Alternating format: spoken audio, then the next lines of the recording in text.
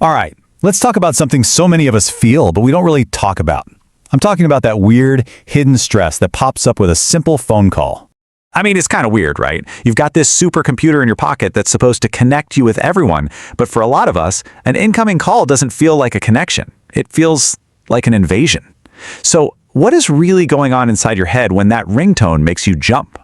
It all kicks off with that sudden buzz. It just slices right through whatever you're doing. It's an instant, unscheduled demand for your time right now. And then bam, before you even have a second to think, your brain is already off to the races. Who is this? What do they want? Is this good news? Bad news? All those questions just flood in. And that, of course, leads to that classic internal debate. You know the one, do I answer? Do I just let it ring and text them back? What happens if I pick one over the other? So this whole experience, this feeling, we're calling it the dreaded ring. And it's not just some weird personality quirk. Nope, it's a real psychological thing, and in this explainer, we are going to get to the bottom of it. Okay, so where does all this anxiety actually come from? Well, the problem isn't the phone itself. It's about what's missing. It's about what we can't see. We're basically trying to communicate completely in the dark. You see, it's easy to forget that the words we're saying, that's only a tiny piece of the puzzle. A huge chunk of how we actually understand each other comes from stuff that isn't said at all. Just look at this comparison. When we're on a phone call, think about everything that's just gone. We're missing body language, those tiny little micro expressions, eye contact, gestures, all of it. It's like we're trying to have a conversation with more than half the data completely wiped out. And that is exactly where the problem begins. Your brain is this incredible machine, an expert at reading all those visual signals. But on a phone call, it's suddenly stripped of its most important tools. It's left with nothing but a voice and this huge, empty space of missing information, a gap it's desperately trying to fill in. Okay, this brings us right to the heart of the matter. This is the big idea that's going to unlock this entire mystery for you. There's actually a name for this mental workout our brain is doing. It's called neurological expense. Think of it like a tax. It's the extra energy, the extra cognitive price your brain has to pay to make up for that lack of visual info. It's literally working overtime, burning through resources, just trying to guess all the meaning and emotion and subtext that in person you just see instantly.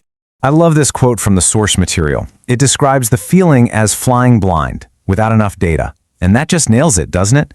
You're trying to navigate this really complex social situation, but your main navigation systems are completely offline. Of course it feels exhausting. So what does this neurological expense actually feel like day to day? And more importantly, who feels it the most? Because this isn't just some abstract idea, it has a real cost for real people. Well, it turns out this hits some of us harder than others. The people who are most affected tend to be deep thinkers, and folks who are what you might call too aware, highly self-aware or really tuned into social cues. These are people whose brains are already wired to process things more deeply. So why is it so much harder for them? What makes it feel like such hard work? Well, it's because their brain isn't just listening. It's trying to solve a super complex math problem in real time with half the variables missing. Just think about what their brain is doing. It's analyzing every little change in vocal tone for some kind of hidden meaning. It's guessing at all the unspoken subtext. While it's doing that, it's also trying to come up with the perfect thing to say back. And then it's constantly rerunning the numbers based on every new sound it hears. I mean, come on, that is exhausting. So you see, for the people who really feel this, it's not a conversation. It's more like a pop quiz, a really high-stakes cognitive test where they feel like they could get the wrong answer at any second. All right, let's bring this all together. I want to leave you with a new way to think about this. A more empowering way, really. So what's the big takeaway here?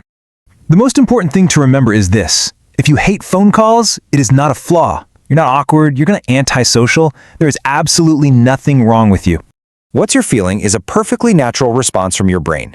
It's your brain's way of saying, hey, you're asking me to do a really hard job here and you haven't given me all the tools I need. In a way, it's a sign of a brain that's trying really hard to connect, but it just doesn't have enough data to do it comfortably. And that leaves us with one final big question to chew on. We live in a world of FaceTime, of TikTok, of visual communication everywhere. So, are our brains getting even less tolerant of this kind of blind connection? Is that collective neurological expense we all pay for a simple phone call actually getting higher over time?